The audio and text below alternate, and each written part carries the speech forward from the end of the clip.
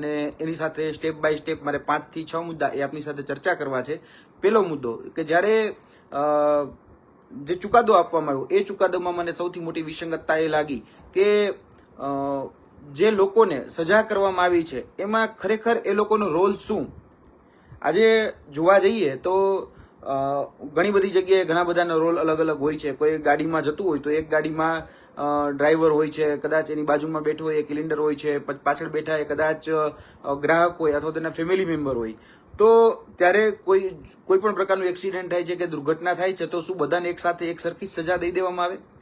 આમાં એવું બન્યું છે કે ભાઈ પહેલા એવું કહેવામાં આવ્યું કે વન કર્મચારી જે છે એ વન કર્મચારીને લાફો માર્યો છે.